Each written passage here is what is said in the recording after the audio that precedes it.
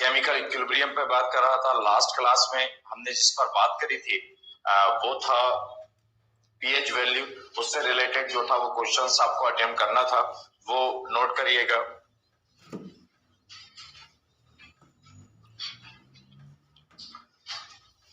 कुछ क्वेश्चंस लिखिएगा जो पीएच वैल्यू से रिलेटेड है। लिखना calculate the pH value, calculate the pH value, calculate the pH value, calculate the pH value of following solution. निम्न विलयन का पीएच मान ज्ञात करो। Calculate the pH value of following solution. निम्न विलयन का पीएच मान ज्ञात करो। निम्न विलयन का पीएच मान ज्ञात करो। निम्न विलयन का पीएच मान ज्ञात करो। Calculate the pH value of following solution. अब जो सॉल्यूशन दिए गए हैं, जो कंसंट्रेशन अवेलेबल है, किसका कैलकुलेट करना है? तो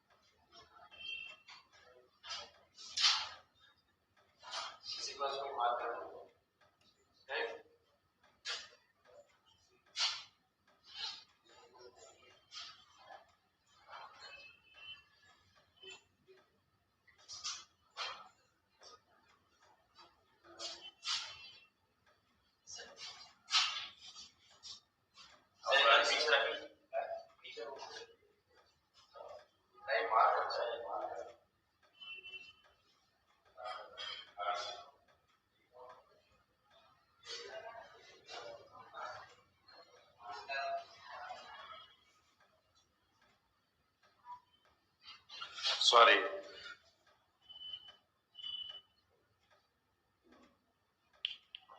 क्या कह रहा था? लिखा था calculate the pH value of following solution. निम्न विलयन का पीएच मान ज्ञात करो। अब जिनका कैलकुलेट करना है आपको पीएच वैल्यू, वो है फर्स्ट 0.4 NaHNO3। देखना 0.4 0.4 0.4 NaHNO3 HNO3 0.4 NaHNO3 0.4 NaHNO3। ये पहला सॉल्यूशन। सेकंड सॉल्यूशन है, सेकंड है N by 1000 NaOH, N by 1000 NaOH, N by 1000 N by 1000। इस तरह N by 1000 इंक की प्रॉब्लम है, मंगाया है, लिख लें जब तक आप सॉल्व करना। N by 1000 NaOH। थर्ड है N by 100, थर्ड है N by 100, थर्ड है N by 100 NaOH। ये तीन सॉल्यूशन हमको दिए गए हैं, है ना। पहला सॉल्यूशन जो था वो लिखा क्या था? फर्स्ट सॉल्यूशन जिसका हमें पीएच वैल्यू कैलकुलेट करना है 0.4 NaHNO3। सेकंड सॉल्यूशन जो है वो है N by 1000 NaOH। थर्ड है N by 100 NaOH। ये सॉल्यूशन है, आपको मालूम है। और हमें क्या कैलकुलेट करने को कहा गया है? पीएच वैल्यू जो था वो कैलकुलेट करने को कही गई है। अब यहाँ पर जो दिया गया है हमें HNO3 नाइट्रिक एसिड है। इस नाइट्रिक एसिड के अंदर हाइड्रोजन आयन अवेलेबल है। इसका मतलब जो कुछ भी हमको अवेलेबल दिया गया है, N मतलब नॉर्मलिटी, नॉर्मलिटी मतलब कंसंट्रेशन, तो हमें क्या अवेलेबल है? हाइड्रोजन आयन कंसंट्रेशन जो था वो डायरेक्ट अवेलेबल है।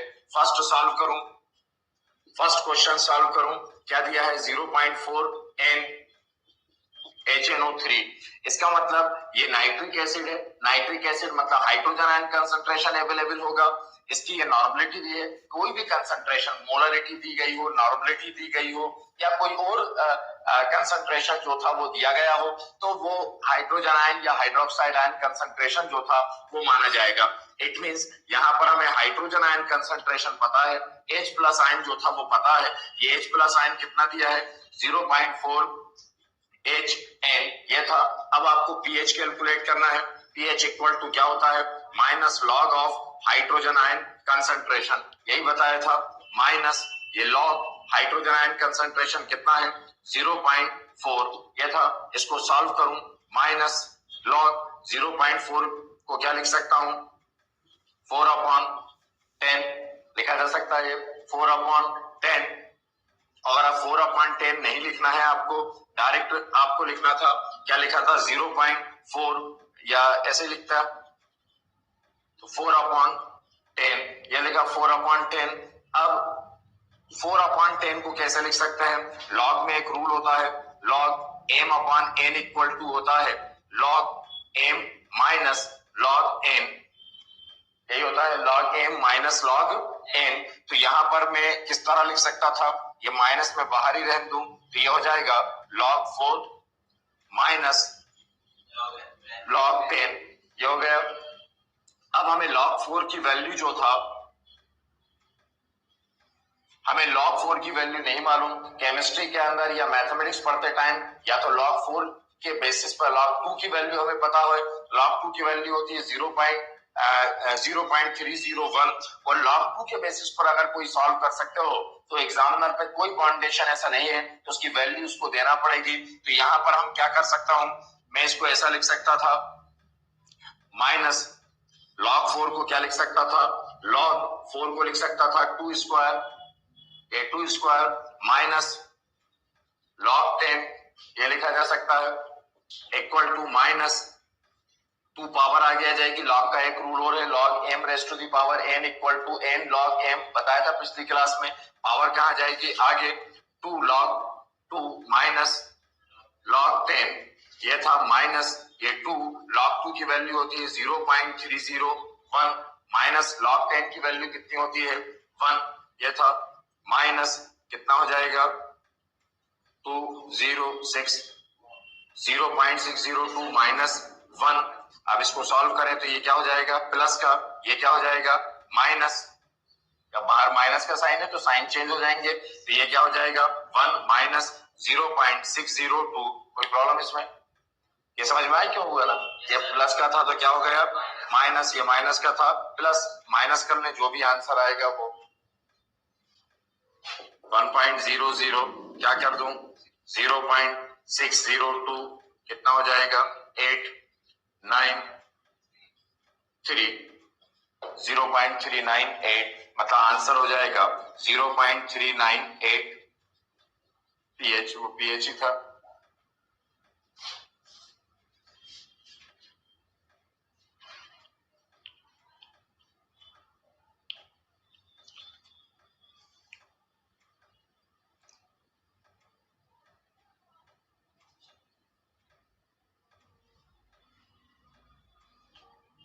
इसी तरह सेकंड सॉल्व करें, पहले ये लिखें उसके बाद सेकंड पे बात करते हैं।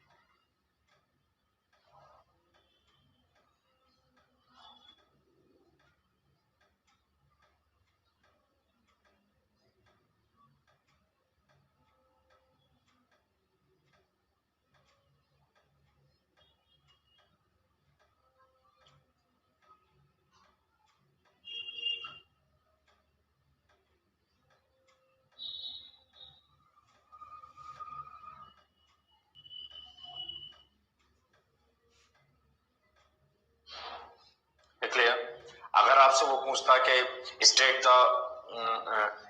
The whether solution is acidic और बेसिक, विलियन जो है वो अम्लीय है या क्षारीय है। तो आपको बताया था मैंने कि अगर लेस देन 7 हो तो वो क्या होगा, एसिडिक, और ग्रेटर देन 7 तो बेसिक। तो ये क्या है, आप लिख सकते हैं pH value of solution is less than 7 so it is acidic in nature. ये pH मान 7 से कम है, इस कारण ये विलियन कौन सी प्रकृति दर्शाएगा, अम्लीय प्रकृति जो था वो दर्शाएगा। करो रफी।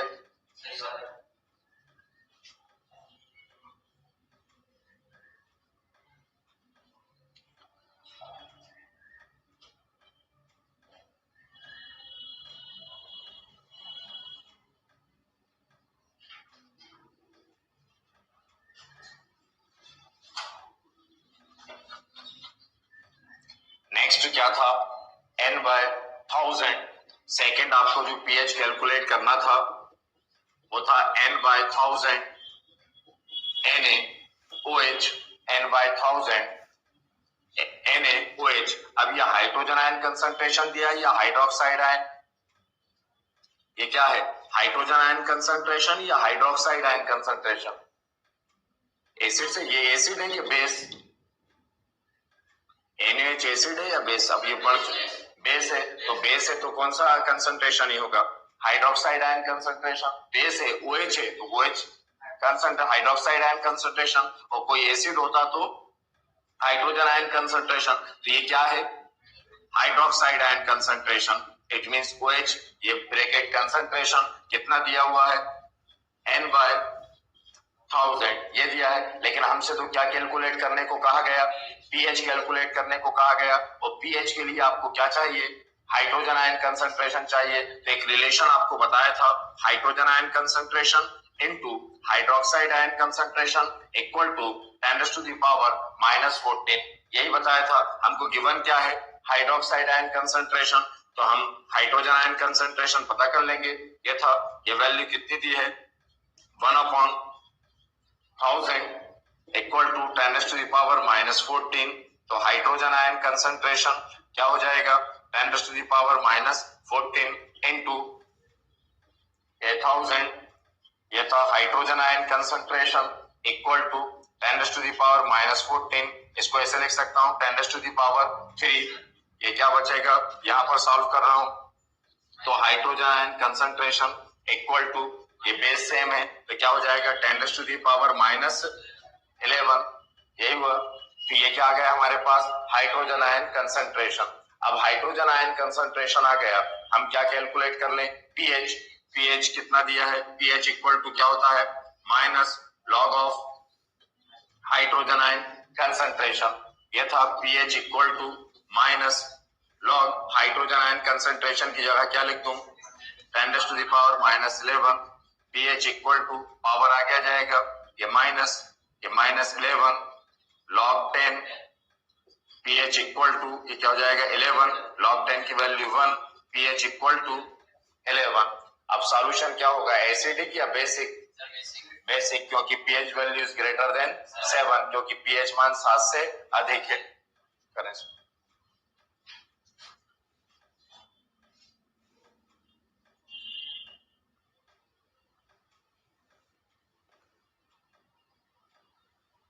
जो लोग सॉल्व कर चुके वो नेक्स्ट सॉल्व करिएगा।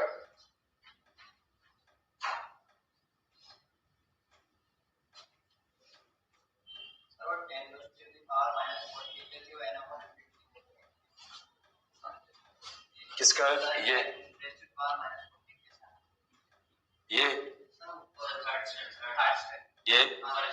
ये था hydrogen ion concentration, hydroxide ion concentration था 1/1000।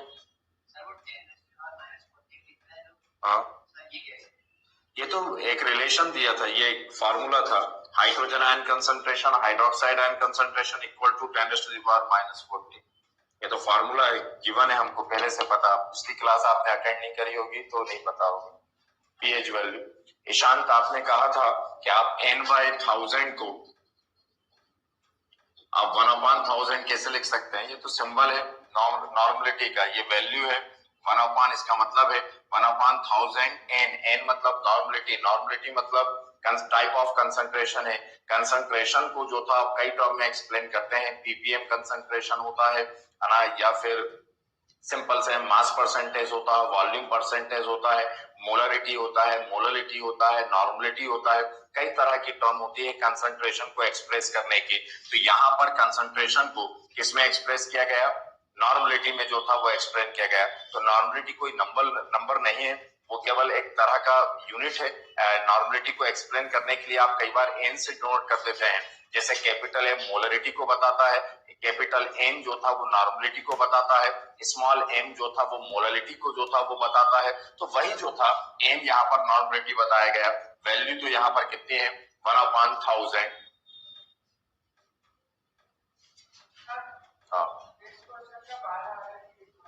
हाँ, नेक्स्ट सॉल्व करें, n/100, n/100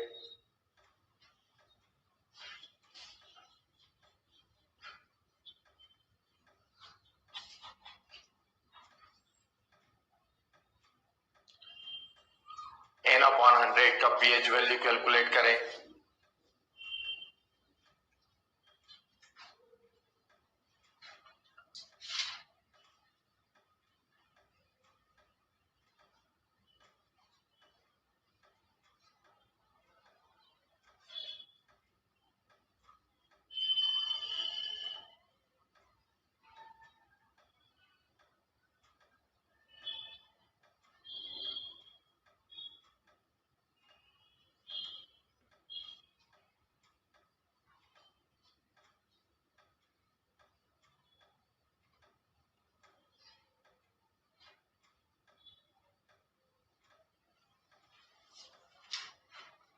जो ऑनलाइन है आंसर बताएं n/100 का।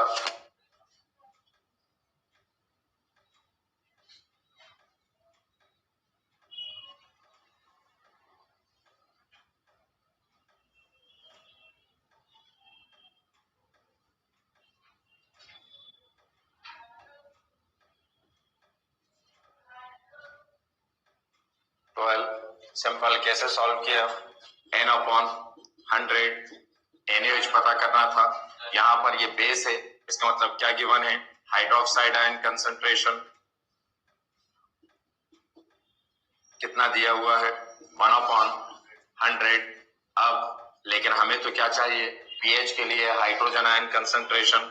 तो हमने एक फॉर्मूला यूज किया, hydrogen ion concentration into hydroxide ion concentration into 10⁻⁻14।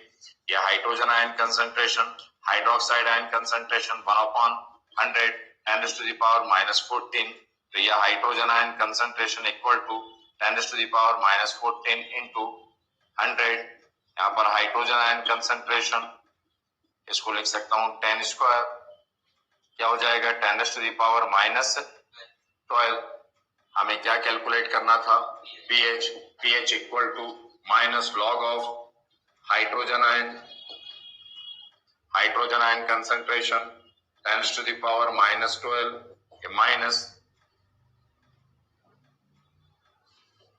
Log 10 की वैल्यू 1 क्या था।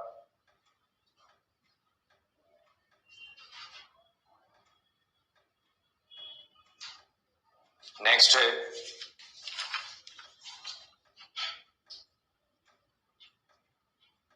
Hydrogen ion concentration of a solution, hydrogen ion concentration of a solution, hydrogen ion concentration of a solution, hydrogen ion concentration of a solution,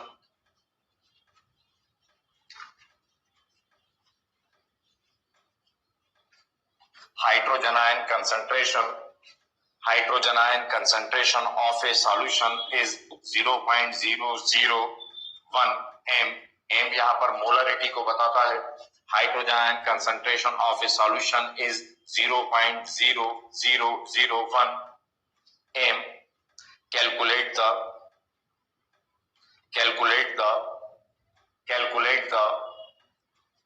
calculate the hydroxide ion concentration, calculate the hydroxide ion concentration, calculate the hydroxide ion concentration and pH value of solution हमें दोनों चीजें calculate करना है। Hydrogen ion concentration दिया है, pH value भी पता करना है और हाइड्रोक्साइड आयन भी जो था वो पता करना है। Calculate the hydroxide ion concentration and pH value of solution. करें सॉल्व। हिंदी में लिखना, किसी विलयन का हाइड्रोजन आयन सांद्रण, किसी विलयन का हाइड्रोजन आयन सांद्रण, किसी विलयन का हाइड्रोजन आयन सांद्रण, किसी विलयन का हाइड्रोजन आयन सांद्रण, किसी विलयन का हाइड्रोजन आयन सांद्रण, किसी विलयन का हाइड्रोजन आयन सांद्रण 0.0001 m है, 1 m है। देखा, हाइड्रोक्साइड आयन सांद्रण, हाइड्रोक्साइड आयन सांद्रण एवं पीएच मान ज्ञात करो। हाइड्रोक्साइड आयन सांद्रण एवं पीएच मान ज्ञात करो। हाइड्रोक्साइड आयन सांद्रण एवं पीएच मान ज्ञात करो। हाइड्रोक्साइड आयन सांद्रण एवं पीएच मान ज्ञात करो। करें सॉल्व।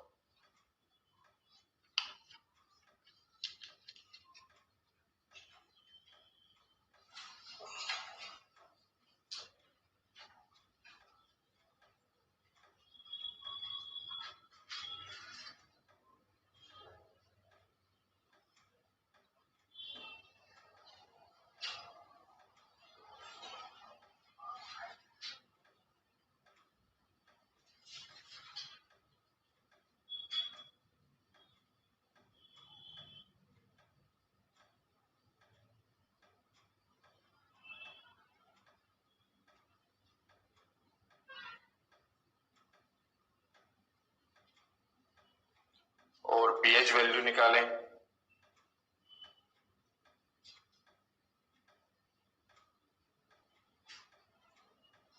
हाइड्रोक्साइड आयन के अलावा पीएच वैल्यू कैलकुलेट करें।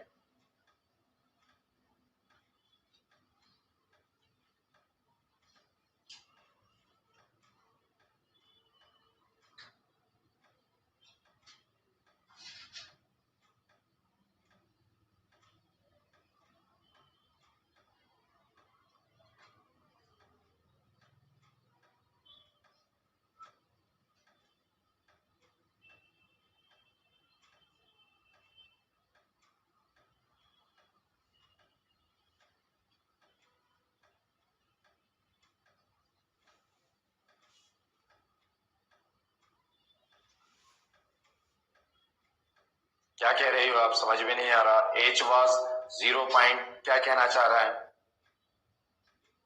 तो लिखा है आपको, जब समझ में नहीं आया अपने उस पास लिखा हुआ उस पे देखे ना। इकरा, क्या मजाक चल रहा है यहां पर? जब हाइड्रोक्साइड की वैल्यू आप निकाल रही हो तो फिर H की वैल्यू कंफर्म क्यों कर रहे हो?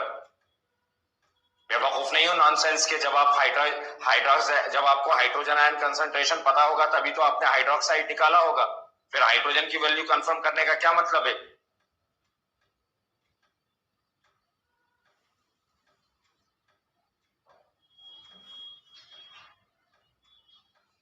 जब आपको हाइड्रोजन आयन पता होगा इकरा, तभी तो आपने हाइड्रोक्साइड आयन की वैल्यू पता करी होगी ना। क्या नॉनसेंस क्या है आप बेमतलब के फालतू बात कि आप हाइड्रोजन आयन की वैल्यू कंफर्म कर रहे हैं।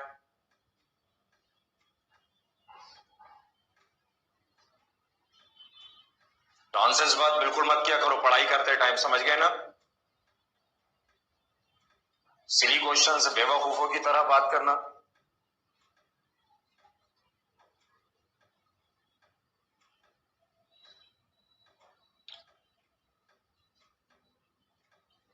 क्या गिवन है? Hydrogen ion concentration, hydrogen ion concentration ये दिया है क्या? 0.0001 m, यही पता है। उसने क्या पूछा है आपसे?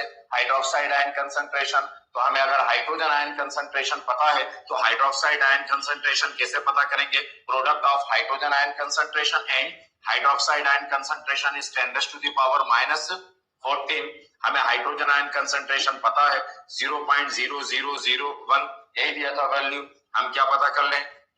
हाइड्रोक्साइड आयन कंसंट्रेशन 10⁻⁻14, ये क्या हो जाएगा? 1 अपॉन, ये लिख सकता हूं into hydroxide ion concentration equal to 10⁻⁻14। तो ये हाइड्रोक्साइड आयन कंसंट्रेशन हो जाएगा 10⁻⁻14 इंटू, यही था, इसको इस तरह भी लिख सकते हैं 10⁻⁻14 इंटू 10⁻⁴। तो ये हो जाएगा 10⁻⁻10। ये था, सही आई थी आपकी वैल्यू। हाइड्रोक्साइड आयन कंसंट्रेशन सही बताया था। मुझे प्रॉब्लम इस बात से थी कि आप ये आंसर निकालने के बाद आप कह रहे थे कि हाइड्रोजन आयन कंसंट्रेशन की वैल्यू कंफर्म कर रहे हैं, तो अगर जब आपको ये नहीं पता होता तो ये निकल ही नहीं सकती थी आप, तो आपका ये पूछने का कोई सेंस ही नहीं था कि आप यहाँ पर ये पूछ रहे हो कि हाइड्रोजन आयन कंसंट्रेशन। अब आपसे क्या पूछा गया था, pH value equal to minus log of hydrogen ion concentration, यही होता है।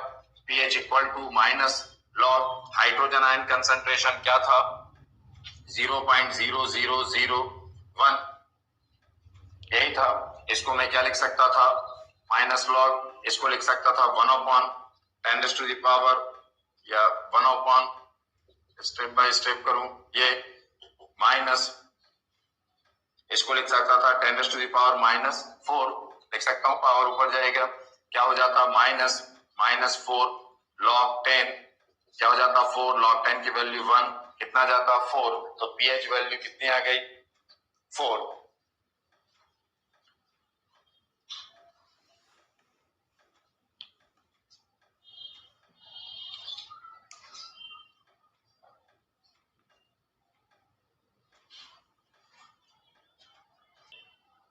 कर दो रफी। अब ये तो सिंपल केवल आपसे हाइड्रोजन और हाइड्रोक्साइड आयन कंसंट्रेशन आपको दिया जा रहा था कि क्वेश्चन के अंदर हाइड्रोजन और हाइड्रोक्साइड आयन जो था वो अवेलेबल था। लेकिन अगर मान लीजिए केवल आपको सॉल्यूट की क्वांटिटी दी जाए और उस कंडीशन के अंदर आप किस तरह से पीएच या पीओएच या फिर हाइड्रोक्साइड या हाइड्रोजन आयन कंसंट्रेशन पता करेंगे, एक आध इस तरह का क्वेश्चन नोट करें, लिखिएगा calculate the pH value,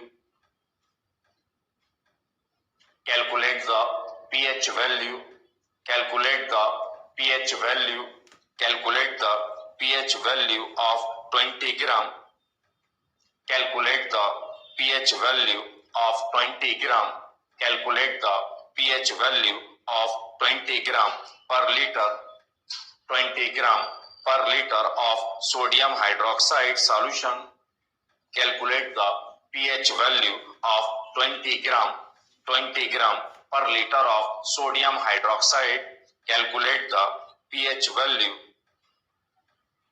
calculate the pH value, calculate the pH value, calculate the pH value of 20 gram of sodium, 20 gram per liter of sodium hydroxide solution। क्या कह रहा है एग्जामिनर, या क्वेश्चन में क्या कहा जा रहा है, क्वेश्चन में कहा जा रहा है आपसे कि 20 gram of sodium hydroxide is dissolved in 1 litre volume of solution. कि 20 ग्राम ऑफ सोडियम हाइड्रोक्साइड किसमें घुला हुआ है, 1 लीटर विलियन के अंदर 1 लीटर वॉल्यूम ऑफ सॉल्यूशन में डिसॉल्व है, यही कह रहा है। हिंदी में चाहे तो क्वेश्चन पहले नोट कर लें, 20 gram sodium hydroxide, 20 gram sodium hydroxide, 20 gram sodium hydroxide, 20 gram sodium hydroxide 1 litre विलियन में घुला हुआ है। 20 ग्राम सोडियम हाइड्रोक्साइड 1 लीटर विलियन में घुला हुआ है, 1 लीटर विलियन में घुला हुआ है। विलियन का पीएच मान ज्ञात करो, विलियन का पीएच मान ज्ञात करो। अब यहाँ पर अमाउंट ऑफ सॉल्यूट अवेलेबल है, केवल विलेय की मात्रा पता है कि सोडियम हाइड्रोक्साइड जो था वो किसमें घुला हुआ है, 1 लीटर विलियन के अंदर घुला हुआ है। हमें कंसंट्रेशन नहीं पता, हमें ना हाइड्रोक्साइड आयन पता ना फिर हमें हाइड्रोजन आयन कंसंट्रेशन पता है ना। NaOH है तो OH पता होना चाहिए था, लेकिन हमें कंसंट्रेशन नहीं पता। बस उसने ये बताया कि सोडियम हाइड्रोक्साइड का 20 ग्राम 1 लीटर वॉल्यूम में प्रेजेंट है। उस कंडीशन में जब आपको केवल क्वांटिटी पता हो, अमाउंट पता हो, मास पता हो और वॉल्यूम पता हो कि कितने में डिसॉल्व है, उस कंडीशन में सबसे पहले आप नॉर्मलिटी जो था वो कैलकुलेट कर लें। सबसे पहले जो था वो नॉर्मलता जो था वो पता कर लें।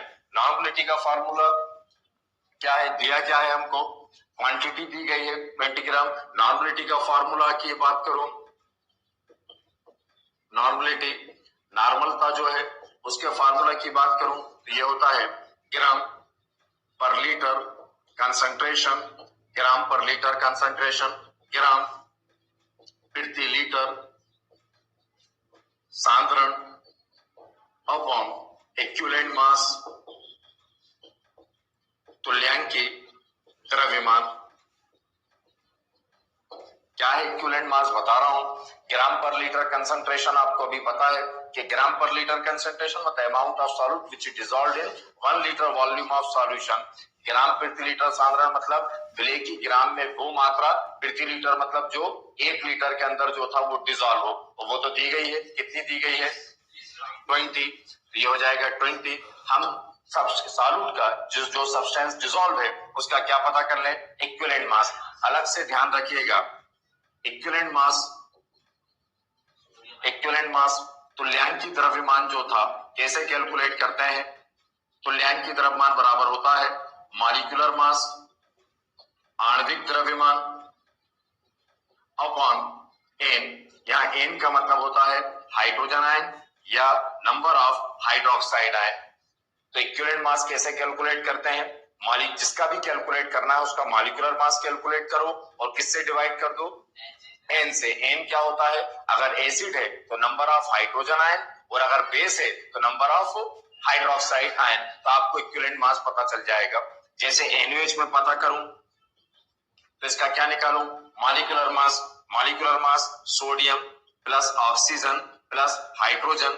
सोडियम का एटॉमिक मास 23, ऑक्सीजन का 16 पता होना चाहिए, हाइड्रोजन का 1 प्लस किया तो कितना आ गया 40। मतलब यहाँ एन का मतलब बता दिया मैंने, एन बराबर नंबर ऑफ हाइड्रोजन आयन या हाइड्रोक्साइड आयन। अब इक्विवेलेंट मास निकालूं तो मॉलिक्यूलर मास कितना आ गया 40। अब NaOH में एन कितना होगा देखना है केवल आपको, NaOH में एन कितना है। मैंने क्या कहा, N means number of hydroxide ion या नंबर ऑफ हाइड्रोजन आयन। तो हाइड्रोक्साइड कितने हैं इसमें, OH कितने हैं 1 OH है, इसका मतलब एन की वैल्यू कितनी हो गई 1। जैसे HCl कहता तो इसमें एन की वैल्यू कितनी हो जाती 1, क्योंकि H कितना है 1। मैं H2SO4 कहता तो एन की वैल्यू कितनी हो जाती 2, क्योंकि हाइड्रोजन कितने हैं 2। कैल्शियम हाइड्रोक्साइड बोलता तो एन की वैल्यू कितनी हो जाती 2, क्योंकि OH कितने हैं 2। तो सोडियम हाइड्रोक्साइड में एन की वैल्यू कितनी होगी 1, क्यों, क्योंकि OH कितना है 1। तो मॉलिक्यूलर मास कैलकुलेट किया, मॉलिक्यूलर मास कैलकुलेट करने के बाद किससे डिवाइड कर दें, एन से। एन मतलब नंबर ऑफ OH आयन या नंबर ऑफ हाइड्रोजन आयन। हम बात कर रहे हैं NaOH की, तो उसमें OH कितना है 1, ये 1 से डिवाइड किया कितना आ गया 40। ये रफ में आप कैलकुलेट कर सकते हैं, मैं अलग से बता रहा था आपको कि इक्विवेलेंट मास जो था वो कैसे कैलकुलेट करेंगे। तो कितना था, ग्राम पर लीटर कंसंट्रेशन दिया हुआ था 20, इक्विवेलेंट मास हमने कैलकुलेट कर लिया, कितना आ गया 1/2, ये हो गया 1/2। ये क्या आया OH का, सोडियम हाइड्रोक्साइड का था ना, OH की नॉर्मलिटी पता चली, मतलब हमारे पास आ गया हाइड्रोक्साइड आयन कंसंट्रेशन। ये क्या था OH किसका, OH क्योंकि बेस था, और ब्रैकेट किसको बताता कंसंट्रेशन को। ये कितना गया 1/2 n, n मतलब नॉर्मलिटी, मतलब OH की नॉर्मलिटी NaOH की नॉर्मलिटी कितनी आ गई 1/2 ये आ गई। अब आपसे क्या पूछा गया था, pH वैल्यू। तो pH के लिए तो क्या चाहिए, हाइड्रोजन आयन कंसंट्रेशन। कैसे पता करूं, या hydrogen ion concentration into hydroxide ion concentration equal to 10⁻⁻14। OH की वैल्यू हमें पता है, OH की वैल्यू पता है, तो hydrogen ion concentration equal to 10⁻⁻14 upon hydroxide ion concentration, ये 10⁻⁻14 अपॉन OH की जगह क्या लिख दूं 1/2, तो कहां जाएगा 2 यहां पर, तो इसकी वैल्यू क्या आ गई 2 इंटू 10⁻⁻14। ये क्या आया हाइड्रोजन आयन कंसंट्रेशन। अब pH वैल्यू आप कैलकुलेट कर सकते हैं, है ना। ये आप मेरे रफ में कहीं अलग से नोट कर लें, फिर मैं रफ करके यहाँ पर ही समझाता हूँ, इसके आगे का pH वैल्यू निकालता हूँ। ये रफ में कहीं पर भी जहां क्वेश्चन नोट किया साइड में नोट कर लें, ताकि कैसे कैलकुलेट हुआ आपको पता चल सके।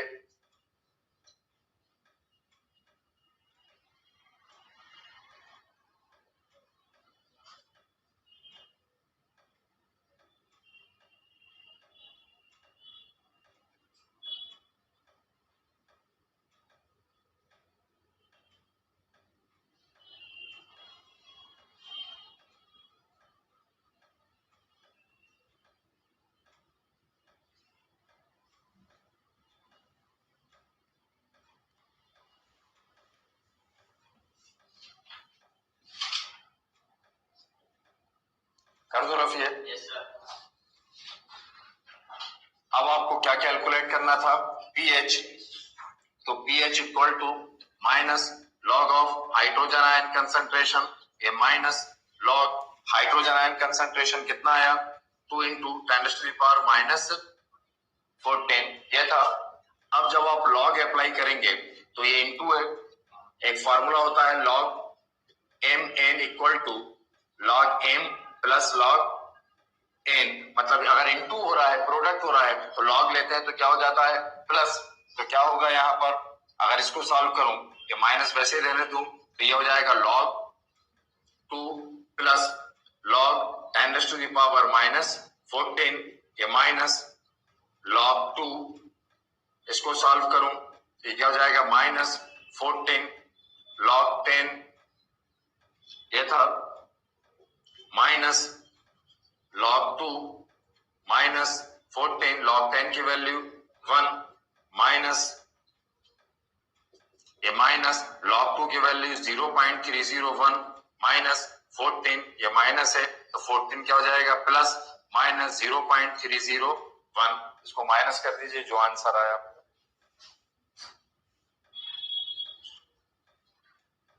सर मोलर मास और मॉलिक्यूलर मास एक ही होता है? मोलार मास मॉलिक्यूलर मास एक ही बात है।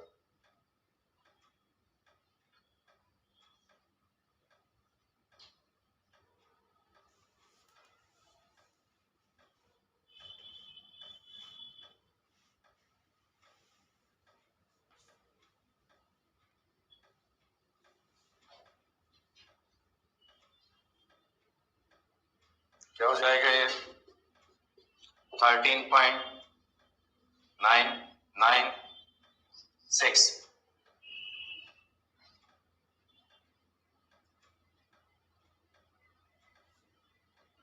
सर अगर 2 की पावर हम ले सकते थे तो -30।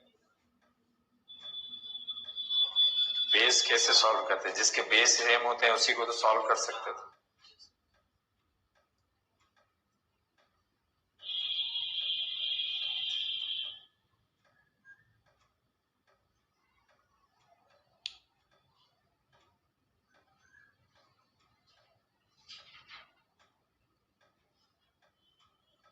ये बता रहा था पीएच वैल्यू से रिलेटेड क्वेश्चन जो था। अब इस पे एक बफर सॉल्यूशन बताकर रेडॉक्स रिएक्शन के बारे में जो था वो बात करूंगा।